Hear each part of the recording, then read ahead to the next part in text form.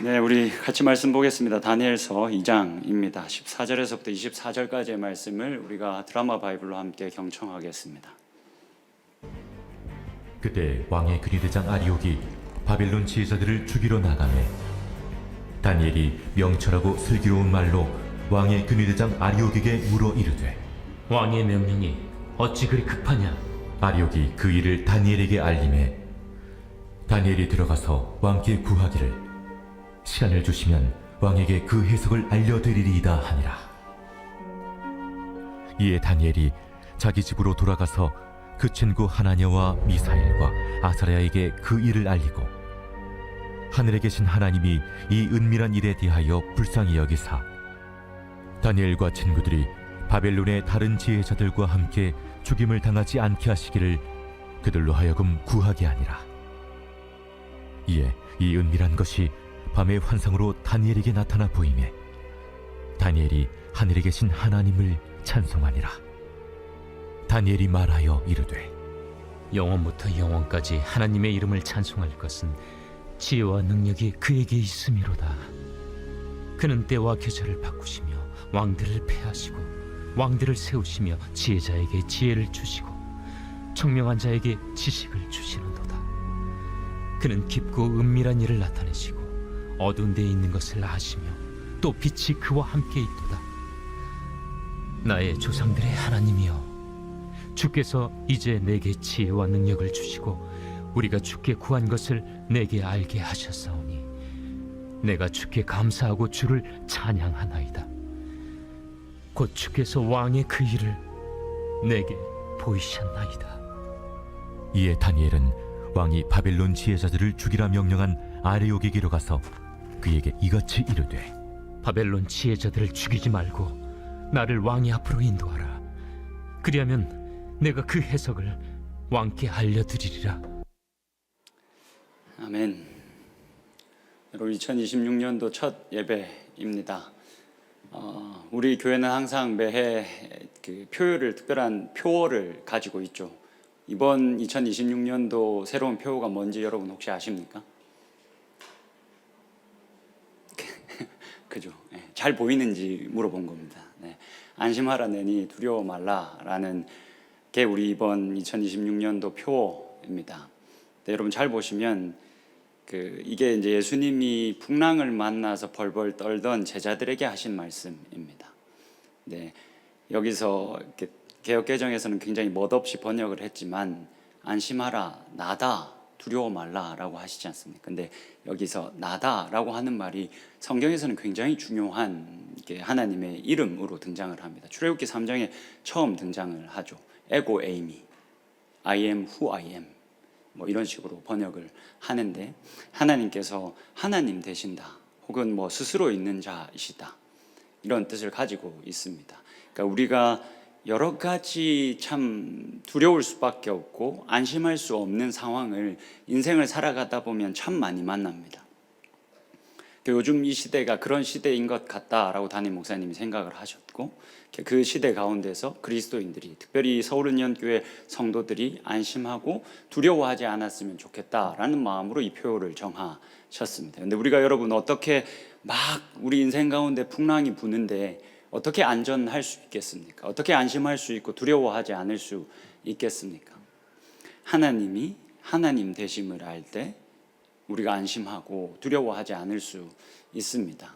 오늘 본문에도 다니엘서 2장에도 그 하나님이 어떠한 분이신지를 잘 아는 한 사람이 두려울 수밖에 없고 안심할 수가 없는 상황 속에서도 안심하고 두려워하지 않는 모습을 봅니다. 그래서 그가 어떤 하나님을 믿고 있었는지를 우리가 함께 나눠보면 좋겠습니다. 말씀드린 것처럼 잠깐 사도행전 이야기를 접고 우리가 같이 이 다니엘서 말씀으로 이 겨울 시즌을 같이 나누려고 합니다. 오늘은 이제 다니엘서 2장입니다. 본문을 제가 14절에서부터 24절까지로 정했지만 이 다니엘서 2장 전체를 살펴보도록 하겠습니다. 먼저 이 다니엘서 2장의 이야기는 느부갓네살 왕이 꿈을 꾼 이야기로 시작을 합니다. 근데 이 꿈이 한 번 꾼 꿈이 아니라 원문을 보면 이 느부갓네살 왕이 여러 번 이 꿈을 꿨습니다. 그러니까 같은 꿈인데 여러 번 반복해서 꿨던 것 같습니다. 그리고 그 꿈의 내용이 별로 누가 봐도 이게 그다지 좋은 내용이 아닌 겁니다. 그래서 이제 느부갓네살 왕이 생각을 했던 것 같습니다. 이 꿈을 잘 해석하고 잘 해석해서 이 꿈에 대해서 대비해야 한다. 곧 이런 암울한 시기가 분명히 온다. 그러니 빨리 대비해야 되겠다라는 생각을 한 것 같습니다. 여러분, 당시 느부갓네살 왕은 제가 저번 주에 말씀을 드렸던 것처럼 천하를 호령하던 사람이었습니다. 바벨론 역사상 가장 위대한 왕이라고 여겨지던 왕이 느부갓네살 왕입니다. 당시에는 이 느부갓네살 왕이 그 전통의 강호 애굽도 짓밟고 갑자기 급부상한 아수르도 짓밟고 이 고대 근동 지역에서 이제는 바벨론과 비견할 나라가 없을 정도로 큰 권력을 가진 왕이었습니다.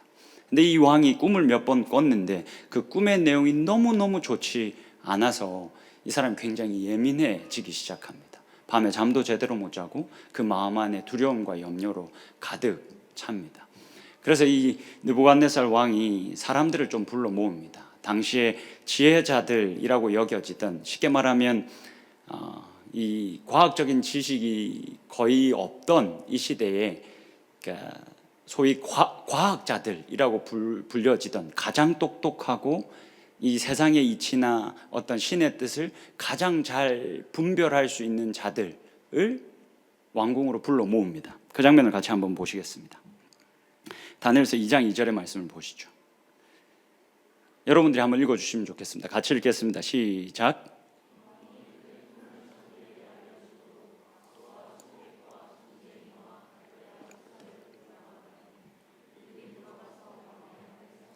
지금 왕이 박수와 술객과 점쟁이와 갈대아 술사, 그러니까 이게 꿈을 해석할 수 있는 모든 지혜자들을 다 끌어모은 겁니다. 그러니까 땅에서 지혜롭다고 하는 사람들은 다 끌어모은 겁니다. 그래서 이 땅의 지혜를 가지고 이 꿈을 꼭 해석해야 되겠다라고 생각을 한 겁니다. 여러분, 이 천하를 호령하던 사람이 이 꿈 하나에 지금 벌벌 떨고 있습니다. 왜 이 사람이 이 꿈 하나 때문에 이렇게 벌벌 떨고 예민해졌는지는 다음에 글을 보시면 여러분들이 조금 더 공감하실 수 있을 겁니다. 이 글을 같이 한번 보시죠. 제가 읽어드리겠습니다. 느부갓네살 왕의 이런 반응을 이해하기 위해서는 고대 근동의 꿈이 가졌던 역할을 알아야 합니다. 고대의 사람들은 오늘날에도 종종 그렇지만 신들이 꿈이라는 상징을 통해 무언가를 말한다고 믿었습니다. 여러분, 우리도 이렇게 지금도 여전히 생각을 하죠. 저희 어머니도 이런 생각을 종종 하십니다. 제가 통화를 하다 보면 어머니가 어떤 이야기를 이렇게 나누면 저희 어머니가 늘 그 상황이 벌어진 다음에 말씀하십니다. 나 이거 꿈으로 꿨어. 꿈에서 내가 이거 봤어. 막 이런 이야기를 종종, 물론 우리 어머니 이상한 사람 아닙니다. 신앙이 아주 좋으신 분이십니다. 근데 우리가 여전히 하나님도 지금 우리들에게 말씀하고자 원하시면 꿈으로도 말씀하신다라고 믿습니다. 그리고 저도 그 사실을 믿습니다. 충분히 하나님께서 꿈으로 말씀하실 수 있다라고 믿습니다. 근데 이 고대 근동에서는 그러한 것을 더 강하게 믿었다라는 겁니다. 좀 더 보겠습니다. 더욱이 왕족의 꿈은 통치자가 신에게 더 가깝다고 믿어졌기 때문에 특별한 관심을 받았으며 종종 왕들은 신성한 장소에서 잠을 잠으로써 의도적으로 예언적인 꿈과 그에 대한 해석을 추구했습니다. 여러분, 당시에 왕들은 신의 아들이라고 여겨졌죠. 그래서 이들이 꾸는 꿈은 신의 계시로 인식이 되었습니다. 그러니까 느부갓네살 왕도 이 희한한 꿈을, 별로 내용이 좋지 않은 꿈을 하나 꿨는데 이게 지금 자신이 섬기는 신에게서부터 온 메시지 같았던 겁니다. 그래서 이것을 잘 해석해야 되겠다 싶어서 땅에 지혜가 있다고 하는 모든 사람들을 불러다 놓고 이 꿈을 좀 해석해봐라 라고 요구를 하고 있는 겁니다. 근데 여러분, 그 이유를 우리가 잘 알 수 없지만 이게 좀 약간 부당한 요구를 지혜자들에게 합니다. 어떤 요구를 하냐면 이 느부갓네살 왕이 자신이 어떠한 꿈을 꿨는지 알려주고 그 다음에 그 꿈에 대한 해석을 요구해야 될 거 아닙니까? 근데 이 꿈이 어떤 꿈이었는지에 대해서 느부갓네살 왕이 알려주지를 않습니다. 그러니까 그저 너희들이 내가 어떤 꿈을 꿨는지를 알아내고 그 꿈에 대해서 해석해야 된다라고 요구를 합니다. 여러분, 저는 이 대목을 보면서 이 왕이 바벨론 역사상에서 가장 훌륭한 왕으로 인정을 받거든요. 이 사람 굉장히 기민한 사람이었다라는 생각을 했습니다. 여러분, 잘 생각해 보십시오. 이 사람이 꾼 꿈이 지금 내용이 좋지 않습니다. 그러면 이 내용이 좋지 않으면 당연히 해석도 좋지 않겠죠. 왕에게 좋을 해석이 없을 겁니다. 꿈의 내용이 좋지 않았으니까. 이걸 어느 정도 이제 느부갓네살 왕이 직감하고 있었습니다. 근데 여러분, 그 꿈의 내용을 알려주면 이 지혜자들이 어떻게 하겠습니까? 고지고대로 그 해석을 다 주겠습니까? 고지고대로 해석을 다 주면 자기 목이 날아갈 게 뻔한데 누가 고지고대로 해석을 주겠습니까? 줄 수가 없죠. 왕이 무서우니까. 그래서 이 느부갓네살 왕이 아마도 이 꿈의 내용을 알려주지 않았던 것으로 보입니다. 그래서 꿈의 내용을 알려주지 않고 너희들이 내가 어떤 꿈을 꿨는지 알고 그리고 그 해석을 내어놓아라 라고 말하는데, 이러한 부당한 요구에 대한 반응, 이 지혜자들의 반응이 재밌습니다. 이 부분을 우리가 좀 주목해서 보면 좋겠습니다. 10절과 11절입니다. 10절은 여러분들이 읽고 11절은 제가 읽겠습니다. 같이 읽겠습니다. 시작.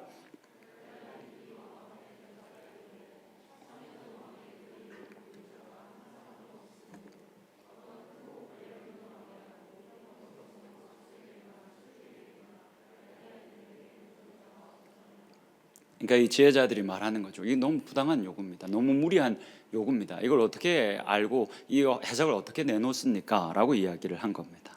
11절입니다. 왕께서 물으신 것은 어려운 일이라 육체와 함께 살지 아니하는 신들 외에는 왕 앞에 그것을 보일 자가 없나이다. 그러니까 인간의 지혜로는 해결할 수 있는 문제가 아닙니다. 신이 지혜를 주시거나 신이 이것을 깨닫게 하시지 않으면, 그렇게 신의 지혜를 머금고 있는 자가 아니면 어찌 당신이 어떤 꿈을 꿨는지 알고 그에 대한 해석을 주겠습니까? 이거는 불가능합니다 라고 말하면서 지금 땅에 있는 지혜자들이 모두 다 백기를 들어버린 겁니다.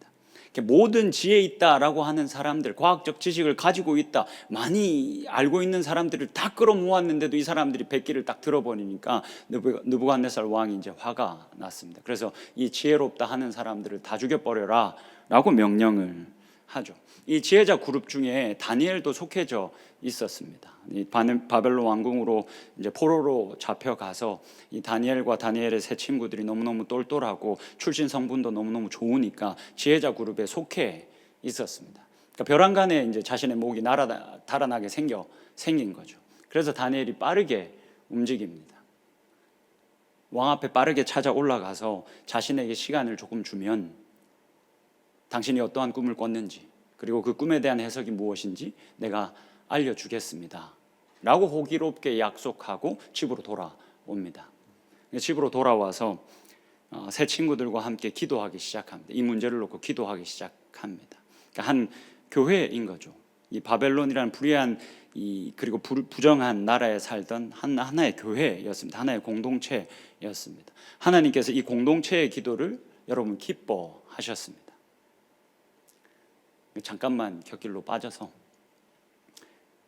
여러분, 제가 지금 이게 이제 주제에 맞지 않기 때문에 구구절절 얘기할 수는 없지만, 여러분, 이 교회 공동체가 함께 모여서 기도하는 것을 우습게 여기시면 안 됩니다. 여러분, 우리가 내일부터 특세가 시작됩니다. 여러분, 제가 이번 특세를 이렇게 앞두고 있으면서 하나 두려운 마음이 있습니다. 이 공동체가 함께 똑같은 주제를 놓고 같이 기도하려고 하는데, 내가 담당하고 있는 청년들이 이 공동체의 기도 시간을, 이 모임이 잘못됐다는 건 아닙니다. 오해하지 마십시오. 딸기 케이크 먹으려고 모이는 것보다 더 가볍게 여기면 이거 내가 어떻게 해야 되나?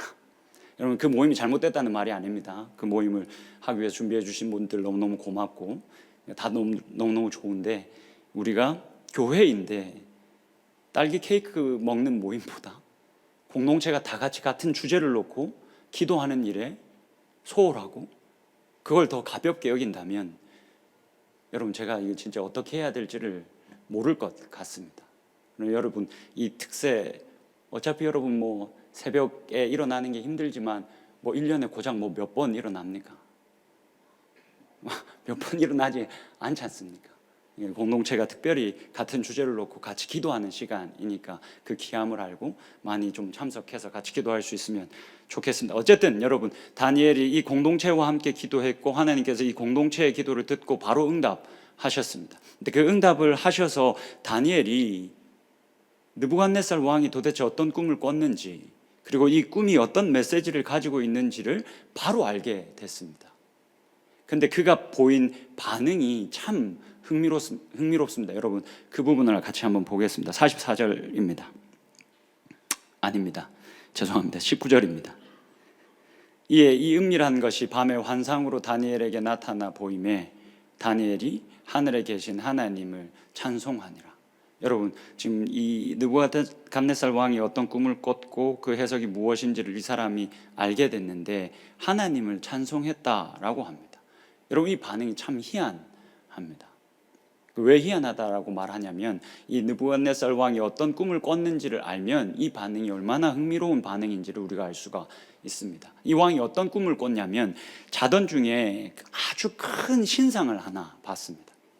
머리는 순금으로 되어져 있고 가슴과 팔은 은으로 되어져 있고 배와 넓적다리는 노수로 되어져 있고 종아리는 쇠로 되어 있었습니다. 그리고 그 발은 쇠와 진흙으로 섞여 있었습니다. 근데 갑자기 하늘에서부터 다듬어지지 않은 돌 하나가 날아와서 그 신상을 깨버렸습니다. 그래서 그 신상이 그 금과 음과 놋과 쇠가 마치 바람에 나는 겨와 같이, 바람에 날리는 겨와 같이 온데간데 없이 사라져 버렸습니다. 여러분, 이 꿈에 대한 해석을 요약하면 이렇습니다. 44절을 같이 보시죠. 여러분들이 같이 한번 읽어주시면 좋겠습니다. 읽겠습니다. 시작.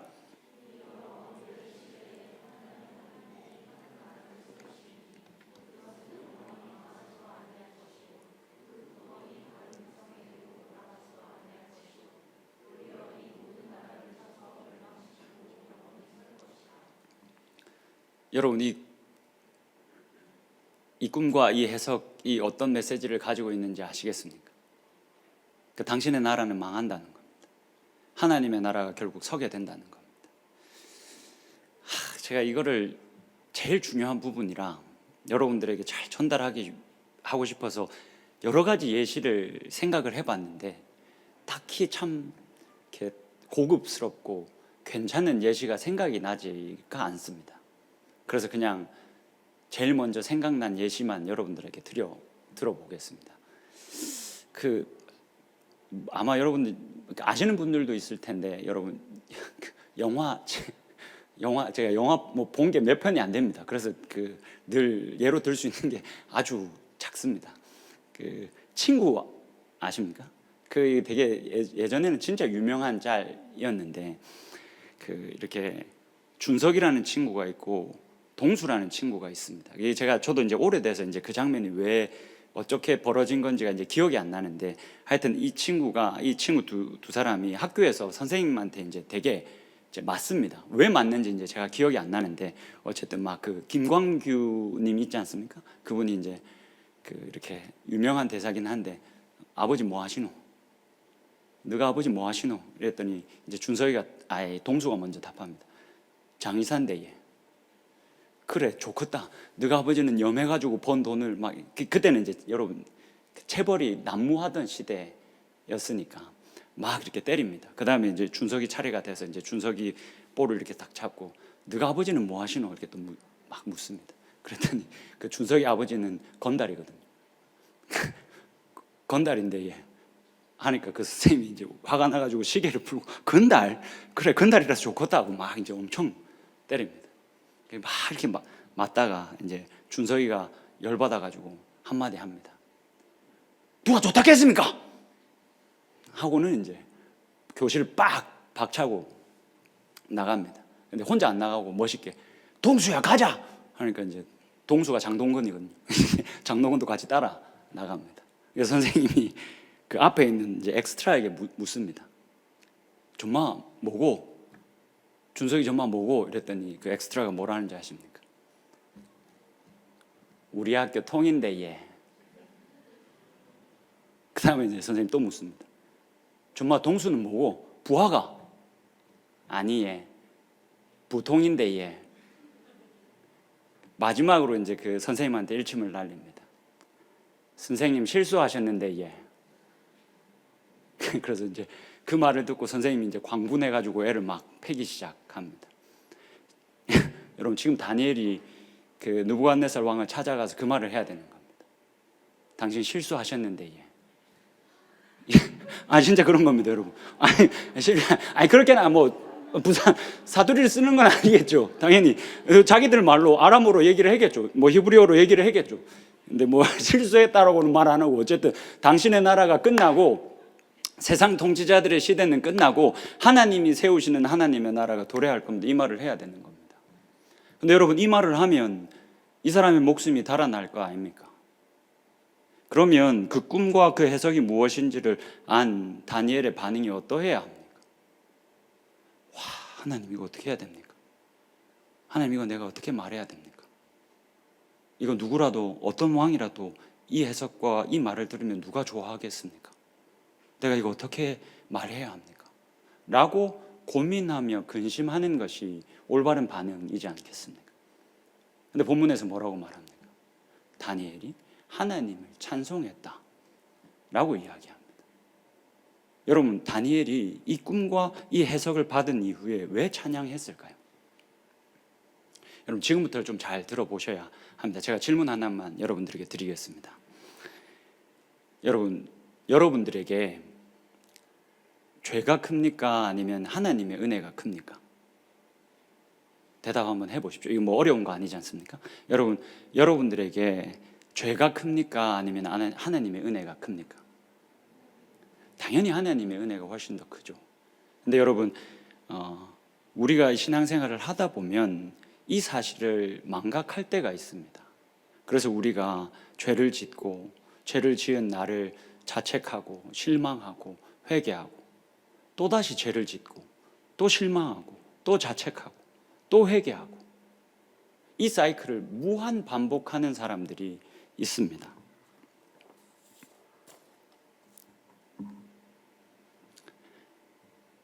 네, 여러분, 이런 사이클을 열심히 도는 사람들을 보면 보통 신앙생활을 아주 열심히 하는 사람들이 이런 사이클을 매우 열심히 돕니다. 왜냐하면 이 사람들은 성경을 통해서 죄가 얼마나 큰 힘을 가지고 있는지, 동시에 하나님이 이 죄를 얼마나 싫어하시는지를 다른 누구보다도 잘 알고 있기 때문에 그렇습니다. 성경에는 이런 말씀들이 아주 많거든요. 이사야서의 말씀을 좀 같이 보겠습니다. 오직 너희 죄악이 너희와 너희 하나님 사이를 갈라놓았고 너희 죄가 그의 얼굴을 가리어서 너희에게서 듣지 않으시게 함이니라.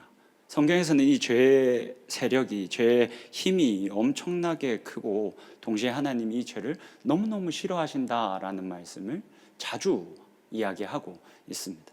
그래서 신앙생활을 열심히 하는 사람들이 이러한 말씀을 보고 점점 더 죄를 더 크게 보기 시작합니다.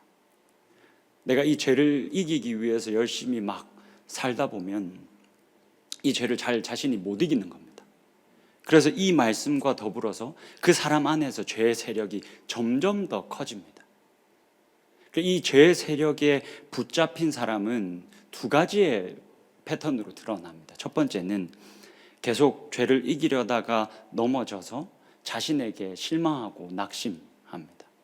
두 번째 케이스는 몇 번 죄를 이긴 것 때문에 다른 사람을 정죄합니다. 여러분, 이렇게 막 하다 보면 점점 이 죄의 세력이 하나님의 말씀과 더불어 이 사람 안에서 막 자라납니다. 근데 이렇게 막 자라나 있는 사람에게 죄가 큽니까? 하나님의 은혜가 큽니까? 라고 물어봐도 하나님의 은혜가 큽니다 라고 답합니다. 자신 안에 죄의 세력이 이만큼 자라났는데 또 말입니다. 근데 이렇게 죄의 세력이 자신 안에 자라나면 여러분, 더 큰 문제는 뭐냐면 세상이 소망이 없는 곳이라고 생각합니다. 내가 아무리 신앙생활을 해도 내 안에 선한 것이 없고 내가 이 세상을 보면 너무 불의하고 여전히 악이 득세하고 의인이 고난받는 모습이 너무너무 많이 보이기 때문에 역시 죄는 강하다, 죄의 세력은 크다라고 생각하면서 세상은 소망이 없는 곳이다라고 스스로가 판단을 해버립니다. 이런 사람들이, 이런 우리가 놓치고 있는 것이 하나가 있습니다. 여러분, 성경에서는 분명히 이야기합니다. 죄가 이 가지고 있는 힘이 너무너무 크다라고 분명히 말합니다. 근데 그것만 말하지 않습니다. 이 죄의 세력을, 이 죄의 권세를 여러분, 하나님의 크신 그 구원 이야기 안에서 볼 수 있어야 합니다. 이 말이 무슨 말이냐면, 여러분 골로새서의 말씀을 같이 한번 보겠습니다. 잘 한번 보십시오. 통치자들과 죄의 권세들을 무력화하여 드러내어 구경거리로 삼으시고 십자가로 그들을 이기셨느니라.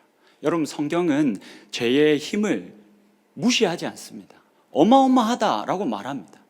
근데 또 뭐라고 말합니까? 그러나 하나님의 크신 그 능력과 힘이 그 죄의 권세를 물리치셨다.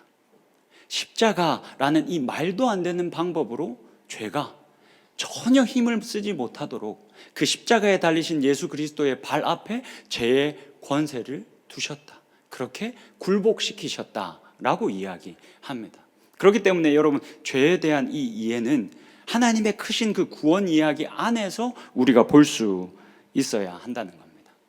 그렇게 보지 않으면 여러분, 죄의 세력이 우리들 안에서 점점 더 커지고 죄는 그러한 방식으로 우리들 안에서 자리를 잡습니다. 그러면서 이야기하게 되죠. 세상에는 소망이 없다고. 세상을 가만히 보면 신은 죽은 것 같다고. 하나님은 없는 것 같다고. 다음에 글을 하나 같이 보실 텐데,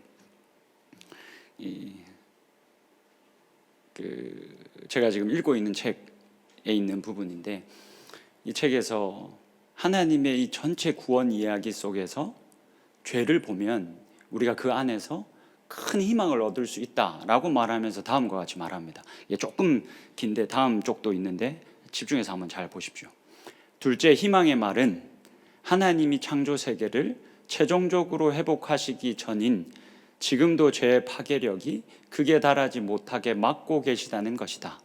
그분은 신실하셔서 죄와 파괴적인 영향을 계속 억제하신다. 배우자들은 여전히 서로 사랑하고, 부모들은 여전히 사랑으로 자녀를 양육하고, 정치적 권위는 여전히 어느 정도 정의를 추구하고, 예술은 여전히 하나님의 선한 창조 세계의 샬롬을 꽤 담아낸다. 하나님의 세상의 정직과 우정과 사랑과 기쁨이 여전히 존재한다. 여러분 잘 보십시오. 그러니까 죄의 세력이 만만치 않지만 하나님의 그 크신 능력이 죄의 권세를 잠재우셨다 라는 것을 믿고 알고 있는 사람은 이 세상을 이렇게 아름답게 볼 수 있다는 겁니다. 여전히 하나님께서 이 죄인들이 날뛰는 이 세상에 그 가득한 죄를 억제하고 계신다라고 볼 수 있다는 겁니다. 여러분 잘 생각 한번 해보십시오. 우리가 이번 1월 말에 중도 입국 청소년들을 만나러 갑니다. 여러분, 우리가 이들이 가지고 있는 아픔을 다 알지 못하지만 이 친구들이 얼마나 이 한국 사회에서 여러 어른들을 만나고 여러 친구들을 만나면서 얼마나 많이 불평등과 불의함에 노출되었겠습니까? 셀 수 없이 그런 일에 노출이 되었겠죠. 그런데 어떤 이들은 어떻습니까? 이 사람들에게 사랑을 전하겠다. 이들에게 기쁨을 전하겠다. 우리가 다 그리스도 안에서 하나다라는 메시지를 전하겠다라는 마음을 가지고 열심히 기도하면서 준비하고 있습니다. 자신의 물질을, 자신의 시간을 아낌없이 내어주고 있습니다. 그래서 하나님의 세상에는 정직과 우정과 사랑과 기쁨이 여전히 존재하는 겁니다. 하나님이 그 죄를 모두 다 이기셨기 때문에 그렇습니다. 하나님의 은혜가 죄보다 훨씬 크기 때문에 그렇습니다. 그 다음 슬라이드 한번 보시죠. 셋째이자 마지막 말은 죄의 세력이 아무리 크고 치명적이라 해도 그보다 더 큰 세력 앞에서는 무력하다는 것이다. 죄를 이기는 더 큰 세력은 바로 생명을 주는 복음의 능력이다. 여러분, 말씀을 마무리하겠습니다. 다니엘이 왕이 꾼 꿈과 그 해석을 받은 이후에 왜 두려워하거나 근심하거나 걱정하지 않고 왜 찬양했을까요? 여러분, 잘 한번 생각해 보십시오. 다니엘이 왜 찬양했을까요? 다니엘이 확인한 겁니다. 그리고 확신한 겁니다. 여러분, 도대체 뭘 확인하고 뭘 확신했겠습니까? 당시에 지금 남유다가 바벨론과 전쟁을 해서 남유다가 폭삭 망해버린 상황입니다. 당시 고대 근동에서는 이 다신관의 시대에 살았고 모든 전쟁은 신들이 관장한다라고 생각을 했습니다. 그래서 어느 나라가 패배를 하면 그 나라의 군사력이 모자라서 패배한 것이 아니라 그들이 섬기는 신이 부족해서, 그들이 섬기는 신의 능력이 부족해서 졌다라고 모든 사람들이 그렇게 생각했습니다. 그래서 남유다의 모든 백성들이 그렇게 생각했을 겁니다.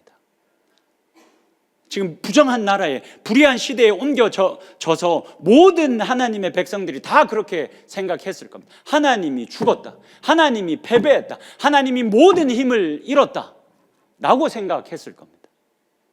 근데 여러분, 다니엘은 그렇게 생각하지 않았습니다. 하나님이 패배한 것 같아 보이는 이 불의한 세상 속에서도 여전히 내가 섬기는 하나님은 이 천하 만국을 다스리고 계신다. 내가 섬기는 하나님은 이 세상 만국을 여전히 통치하시고 이끌어가고 계신다라는 믿음이 다니엘에게 있었습니다. 그래서 느부갓네살 왕이 진미를 주면서 나에게 충성을 바치라 요구할 때 이 사람이 거절한 겁니다. 왜냐하면 느부갓네살 왕보다, 그리고 그가 섬기는 바벨론의 신 마르둑보다 자신이 섬기는 여호와 하나님이 여전히 훨씬 더 크신 하나님이시다라는 것을 믿고 있었기 때문입니다. 그래서 다니엘은 찬양했습니다. 그래, 내가 섬기는 하나님, 그렇게 살아계신 하나님이 이 꿈을 통해서, 그 꿈에 대한 해석을 통해서 하나님이 다니엘로 하여금 확신을 가질 수 있게 해준 겁니다. 이 불의한 시대 속에서도, 이 부정한 나라 한복판에서도 여호와 하나님은 살아계시다 라는 것을 확인시켜 주신 겁니다. 그렇게 확인을 받고 다니엘이 찬양한 겁니다. 여러분, 우리가 인생을 살아가다 보면 이 깨어진 세상 속에서 참 부당한 대우를 받을 때도 많고 무리한 요구를 받을 때도 많습니다. 그때 여러분들의 하나님은 어떠하십니까? 혹시 그 불의한 모습을 보면서, 이해할 수 없는 상황을 겪으면서 우리들 마음 가운데 내가 섬기는 하나님이 죽었다 라고 외치고 있지는 않습니까? 여러분, 그렇지 않습니다. 그 상황과 그 환경을 넘어서 여호와 하나님은 지금도 살아계시고 지금도 이 땅에 넘쳐나는 죄를 억제하고 그렇게 우리들을 통해서 이 깨어진 세상을 계속해서 회복해 나가고 계십니다. 내가 신이 죽었다, 내가 섬기는 하나님은 힘이 없다 라고 포기해버리지 않는 한 하나님은 계속해서 우리를 통해서 일하실 겁니다. 마지막으로 우리가 이 말씀만 같이 읽고 설교를 마무리하겠습니다. 찬양팀 올라오시면 되고요. 느부갓네살 왕이 자신에게 자신이 꾼 꿈이 무엇인지, 그리고 그 해석이 무엇인지를 알려준 그 다니엘의 이야기를 들은 이후에 보인 반응입니다. 우리 다 같이 다니엘서 2장 47절의 말씀을 같이 읽도록 하겠습니다. 시작. 왕이 대답하여 다니엘에게 이르되 너희 하나님은 참으로 모든 신들의 신이요 모든 왕의 주제시로다. 내가 능히 이 은밀한 것을 나타내었으니 내 하나님은 또 은밀한 것을 나타내시는 이시로다. 아멘.